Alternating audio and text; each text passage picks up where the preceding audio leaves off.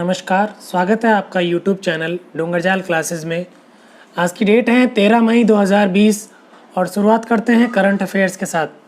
पहला आर्टिकल है पीआईबी से, प्रेस इंफॉर्मेशन ब्यूरो, एक गवर्नमेंट की ऑफिशियल प्रेस न्यूज़ एजेंसी है। पहला आर्टिकल है अटल पेंशन योजना के बारे में। हाल ही में इस योजना के सफल कार्यान्वयन के 5 साल पूरे हुए हैं। 9 मई 2015 को इस योजना की शुरुआत की गई थी। 9 मई 2020 को पूरे हो गए हैं 5 साल, इसीलिए चर्चा में है। पीआईबी ने भी इस पे प्रेस नोट जारी किया है कि सफल कार्यान्वयन के 5 साल पूरे हो गए हैं, ये इसके लाभ रहे हैं। तो इस योजना के बारे में थोड़ा जान लेते हैं। इस योजना के लाभार्थी हैं असंगठित क्षेत्र के श्रमिक, ऐसे श्रमिक जो संगठित क्षेत्र में नहीं है, किसी दिहाड़ी रूप में काम करते हैं या डे बाय डे मजदूरी, जो गिग इकॉनमी जिसको हम कहते हैं, डिमांड के अनुसार जिनको काम मिलता है, वे लोग। तो वे अपने जो भी कमाई होती है उसमें से कुछ अंशदान उनको देना पड़ता है। अगर वे अटल पेंशन योजना में भाग लेते हैं तो उतना ही योगदान सरकार देती है। जैसे 100 रुपये अगर किसी श्रमिक ने जमा करवाए तो 100 रुपये ही सरकार देगी, बराबर का अंशदान सरकार देती है। और उसके निश्चित आयु हो जाने के बाद में उनकी पेंशन शुरू हो जाती है। आयु सीमा है शामिल होने के लिए मिनिमम 18 और मैक्सिमम 40 वर्ष। अब तक 2.23 करोड़ श्रमिकों को पेंशन के दायरे में लाया जा चुका है। पुरुष और महिला अनुपात 57:43 है। अनुपात याद रखने की ज़रूरत नहीं है, इतना ध्यान रखना है केवल कि पुरुषों का अनुपात ज़्यादा है, तो महिलाओं के लिए अभी भी कार्य करने की आवश्यकता है। संचालन कौन करता है? पेंशन फंड नियामक एवं विकास प्राधिकरण। ये जो प्राधिकरण है, इसकी स्थापना तो 2003 में ही हो गई थी नई दिल्ली में। उस वक्त एनपीएस के नाम से इसकी स्थापना हुई थी, लेकिन बाद में इसका नाम बदला गया और 2013 में एक्ट आया, पीएफआरडीए एक्ट। उसके बाद ये सांविधिक निकाय बन गया, इसकी शक्तियों में वृद्धि हुई। इसका मुख्यालय नई दिल्ली में है। ये वित्त मंत्रालय के अधीन काम करता है। वित्त मंत्रालय के अंदर एक डिपार्टमेंट है, डिपार्टमेंट ऑफ फाइनेंशियल सर्विसेज, उसी के अंडर एक काम करता है। सांविधिक निकाय वे होते हैं जो किसी एक्ट के तहत काम करते हैं, स्टैट्यूटरी बॉडी बोलते हैं इनको इंग्लिश में। तो ये पीएफआरडीए एक्ट के थ्रू इसका काम करता है और उसी के थ्रू इसका ये डिराइव हुआ है, ये उसी के थ्रू बना है, एस्टैब्लिश हुआ है। तो ये सांविधिक निकाय है। अगर इसका उल्लेख संविधान में होता तो संवैधानिक निकाय होता। अगर दोनों जगह नहीं होता, किसी एग्जीक्यूटिव ऑर्डर से इसका निर्माण होता, तो ये फिर कार्यपालिकाई निकाय होता। अगला आर्टिकल है इंडियन एक्सप्रेस से, एनसेफ मास्क। आईआईटी दिल्ली का स्टार्टअप है नैनोसेफ सॉल्यूशन, उसके द्वारा ये मास्क विकसित किया गया है। खास बात क्या है, इस मास्क में 3 परत हैं। जो आंतरिक परत है वो आराम प्रदान करने के लिए ये देखा गया है कई चिकित्सकों में कि उनके जो नाक है, चेहरा है, उस पर सूजन आ गई है मास्क की वजह से, जो लंबे समय तक मास्क लगाना पड़ता है। तो ये ज़रूरी है कि जो अंदर की परत है वो आराम प्रदान करने वाली हो। तो इन एनसेफ मास्क में यही किया गया है। जो मध्य की परत है वो जीवाणुरोधी का कार्य करती है, बाहर से जीवाणु अंदर ना जाए। बाहरी परत जल व तेल के कणों के प्रति संवेदनशील है। आपने कई बार देखा होगा कि जो कार वगैरह के शीशे होते हैं, इन पे एक ऐसा पदार्थ लगाया जाता है कि उस पर फिर पानी डालो या कुछ भी डालो, लिक्विड चीज़, तो रुकती नहीं है, तुरंत नीचे आ जाती है। ठीक ऐसी परत है इसकी। जैसे ही जरा सा भी कोई तेल या जल का कण उस पर लगेगा तो उस पर रुकेगा नहीं, इस परत पे वो नीचे आ जाएगा। क्षमता कितनी है? 99.2%। ये क्या है? फिल्टरिंग कैपेसिटी है कि वो कितने % वायु या फिर जो भी चीज़ें उसके अंदर से पास हो रही है उनको कितने % को रोक रहा है। तो 99.2% को वो रोक देगा। अगला आर्टिकल है द हिंदू से, राष्ट्रीय प्रौद्योगिकी दिवस के बारे में। प्रत्येक वर्ष 11 मई को ये दिवस मनाया जाता है। 1999 से ये दिवस मनाया जा रहा है। और कारण क्या है? 11 मई 1998 को भारत ने पोखरण में परमाणु परीक्षण किया था और उसका नाम था ऑपरेशन शक्ति। इस बार का जो राष्ट्रीय प्रौद्योगिकी दिवस है उसका विषय है विज्ञान व प्रौद्योगिकी के माध्यम से अर्थव्यवस्था को रिबूट करना। कारण मैं आपसे बता चुका हूँ। 11 मई को 2 परीक्षण किए थे, 13 मई को 3 परीक्षण किए थे। जो 11 मई को 2 परीक्षण किए थे उनमें से पहला परीक्षण संलयन पर आधारित था। बाकी जो 4 परीक्षण है 5 में से, ये विखंडन पर आधारित थे। प्रौद्योगिकी विकास बोर्ड इसी वर्ष प्रतिवर्ष इसी दिन पुरस्कारों का वितरण करता है। जो भी साइंटिस्ट होते हैं, जो अच्छा काम करते हैं विज्ञान के क्षेत्र में, प्रौद्योगिकी के विकास के क्षेत्र में, उनके लिए ये जो प्रौद्योगिकी विकास बोर्ड है, ये विज्ञान और प्रौद्योगिकी department, science and technology department, DST, department of science and technology, उसके तहत एक स्टेचुरी बॉडी है। स्टेचुरी बॉडी क्या होती है उस पर हम चर्चा कर ही चुके हैं। अगला आर्टिकल है PIB से, भरोसा हेल्पलाइन। उड़ीसा केंद्रीय विश्वविद्यालय के द्वारा हाल ही में जो छात्र हैं उनके संज्ञानात्मक और भावनात्मक मदद के लिए एक हेल्पलाइन शुरू की गई है जिसका नाम है भरोसा। कई क्वेरीज़ हैं बच्चों की, उसको सॉर्ट आउट करने के लिए कई बच्चे डिप्रेशन में चले गए हैं, लंबे समय से स्कूलें बंद है, कॉलेजेस बंद है। तो हालांकि ये स्कूल के बच्चों के लिए तो नहीं है, कि ये केवल उसी केंद्रीय विश्वविद्यालय के बच्चों के लिए हैं, लेकिन मानव संसाधन विकास मंत्रालय के जो मंत्री हैं उन्होंने ऐसा कहा है कि इस तरीके की हेल्पलाइन और जगह भी शुरू की जाएगी। तो बच्चों की संज्ञानात्मक और भावनात्मक मदद शुरू करने के लिए ये हेल्पलाइन प्रारंभ की गई है। अगला आर्टिकल है द हिंदू से, स्वास्थ्य वायु ऐप के बारे में। CSIR NAL, मैंने पहले कहा था कि CSIR के आगे अगर कुछ लगा हुआ है तो उसके लेबोरेटरी हैं। CSIR का खुद का हेडक्वार्टर नई दिल्ली में, ये जो लेबोरेटरी है ये बेंगलोर में स्थित है। CSIR की लेबोरेटरी ऑल ओवर कंट्री में फैली हुई है, जगह जगह। तो इसके द्वारा एक वेंटिलेटर विकसित किया गया है, उसका नाम है स्वास्थ्य वायु। सस्ता और उच्च गुणवत्ता का वेंटिलेटर है। वेंटिलेटर की भी बड़ी समस्या चल रही है क्योंकि कोविड-19 के रोगी लगातार बढ़ते जा रहे हैं।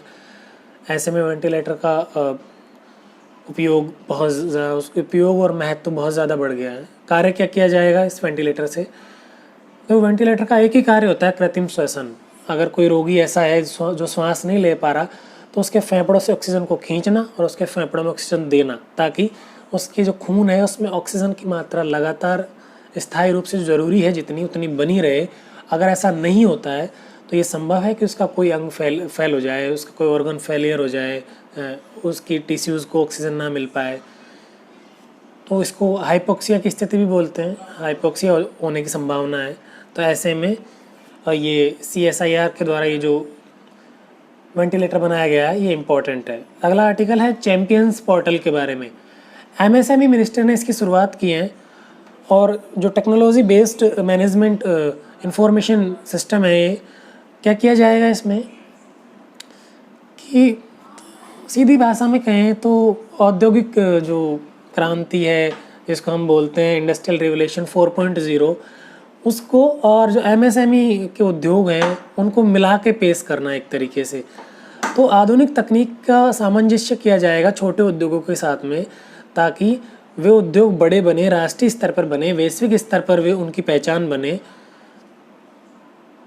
इसमें उनको सलाह दी जाएगी, MSME में जो भी उद्योग हैं, छोटे लघु मध्यम उद्योग वाले, उनको सलाह दी जाएगी।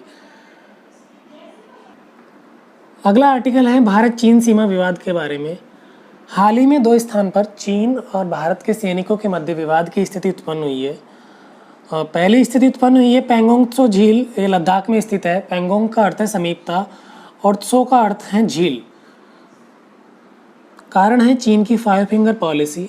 चीन के जो नेता हैं माओ, उनके नाम से तो आप परिचित होंगे। माओ और शी जिनपिंग दो ऐसे नेता रहे चीन में जिनका नाम संविधान में लिखा हुआ है। वे आजीवन राष्ट्रपति रह सकते हैं, उनको विशिष्ट शक्तियाँ प्राप्त है। तो माओ ने एक बार कहा था कि जो तिब्बत है वो एक हथेली है, उस हथेली की 5 उंगलियां हैं, वो 5 उंगलियां हैं लद्दाख, दूसरी उंगली है नेपाल, तीसरी उंगली है सिक्किम, चौथी उंगली है भूटान और 5वीं उंगली है अरुणाचल प्रदेश। चीन अभी भी इन 5 क्षेत्रों पे अपना अधिकार जताता है और इन 5 क्षेत्र पे अधिकार जताने की उस पॉलिसी की वजह से ही बार बार संघर्ष की स्थिति उत्पन्न होती है। चीनी सैनिक बार बार घुस आते हैं और भारतीय सैनिक उसका विरोध करते हैं। इस झील का करीब 2/3 हिस्सा चीन के अधिकार क्षेत्र में है, 1/3 हिस्सा भारत के अधिकार क्षेत्र में है। 134 किलोमीटर लंबी झील है, बिल्कुल सीमा पर स्थित है भारत और चीन की पे लद्दाख में, और सकड़ी झील है और लंबे दूरी तक फैली हुई है, तो इसलिए 134 किलोमीटर लंबी है। अगली स्थिति उत्पन्न हुई है नाथुला दर्रे में। सिक्किम में स्थित एक पहाड़ी दर्रा है, वहाँ पर ये जो चीन के तिब्बती भाग हैं उसको सिक्किम के साथ जोड़ता है। दो तरीके हैं संघर्ष के, एक फेस ऑफ में थोड़ा कम समय के लिए संघर्ष होता है सैनिकों के बीच, और अस्थायी प्रवृत्ति का होता है। स्टैंड ऑफ में लंबे समय तक होता है, हालांकि वह स्थायी हो सकता है अगर मामला सुलझे नहीं तो, अगर सुलझा जाता है तो अस्थायी भी होता है। जैसे 73 दिनों का जो स्टैंड ऑफ था पहले डोकलाम के समय जो हुआ था भारत और चीन के मध्य, वो स्टैंड ऑफ में आता है और वो अस्थायी प्रवृत्ति का रहा, बाद में सॉर्ट आउट हो गया वो मैटर। जो अभी हुआ वो 2-3 घंटे के लिए हुआ तो फेस ऑफ में आएगा। अगला आर्टिकल है विश्व स्वास्थ्य सभा के बारे में, वर्ल्ड हेल्थ असेंबली। हाल ही में ताइवान द्वारा कोविड-19 के संक्रमण को नियंत्रित करने के प्रभावी प्रयासों के बाद ताइवान द्वारा इस WHO की ये WHO की प्रशासनिक बॉडी है वर्ल्ड हेल्थ असेंबली। तो वर्ल्ड हेल्थ असेंबली की सदस्यता की मांग की गई है। ताइवान अभी इसका सदस्य नहीं है, आपको पता होगा कि केवल चीन इसका सदस्य है, और चीन ताइवान की सदस्यता का विरोध करता है क्योंकि वो वन स्टेट पॉलिसी उसकी रही है कि वो कहता है कि ताइवान हमारा ही भाग है, चीन का ही भाग है। हालांकि ताइवान स्वायत्त रूप से काम करता है अभी वर्तमान में। तो विश्व स्वास्थ्य संगठन का एक प्रशासनिक अंग है, सदस्य राष्ट्रों के प्रतिनिधि होते हैं। जैसे भारत सदस्य उसका सदस्य हैं WHO का, तो भारत की तरफ से एक प्रतिनिधि रहेगा। वो जो प्रतिनिधियों की सभा है वो मिलकर निर्णय लेती है कि WHO के महानिदेशक की नियुक्ति किसकी नियुक्ति की जाए उस पद पर, उसके क्या लक्ष्य होंगे, WHO की क्या प्राथमिकताएं होंगी, बजट आवंटन और प्रबंधन। तो जो पूरा एडमिनिस्ट्रेटिव वर्क है वो इस वर्ल्ड हेल्थ असेंबली के पावर में ही आता है, इसी का अधिकार क्षेत्र में आता है। इसका मुख्यालय वही है, WHO का जो मुख्यालय है जेनेवा में। पहली बैठक 24 जुलाई 1948 को हुई थी। आज की जो करंट अफेयर्स हैं उसके आधार पर जो प्रश्न हैं वे हम देख लेते हैं। पहला प्रश्न है अटल पेंशन योजना के बारे में निम्नलिखित कथनों पर विचार करें। यह संगठित क्षेत्र के कामगारों को पेंशन सेवा प्रदान करती है। दूसरा है इस योजना के लिए तय आयु सीमा 18 से 40 वर्ष है। तीसरा कथन है इसका संचालन PFRDA द्वारा किया जाता है। असत्य कथन बताने हैं, केवल 1 व 3, केवल 2 व 3, केवल 1 व 3, केवल 1, केवल 2। प्रश्न 2 है चैंपियंस पोर्टल का संबंध है वित्त मंत्रालय से, गृह मंत्रालय से, MSME मंत्रालय से, रक्षा मंत्रालय से। प्रश्न 3 है हाल ही में चर्चा में रहा स्वास्थ्य वायु ऐप, जो स्वास्थ्य वायु उपकरण हैं वो किससे संबंधित हैं। CSIR द्वारा विकसित प्रदूषण रोधी मास्क हैं, CSIR NAL द्वारा विकसित वेंटिलेटर हैं, कृषि मंत्रालय द्वारा विकसित ऐप है, वाहन प्रदूषण मापने हेतु बनाया गया उपकरण है। प्रश्न 4 है पेंगोंग त्सो झील के बारे में निम्नलिखित कथनों पर विचार करें। यह भारत और नेपाल की सीमा पर अवस्थित है। इसका 2/3 भाग नेपाल की सीमा में आता है।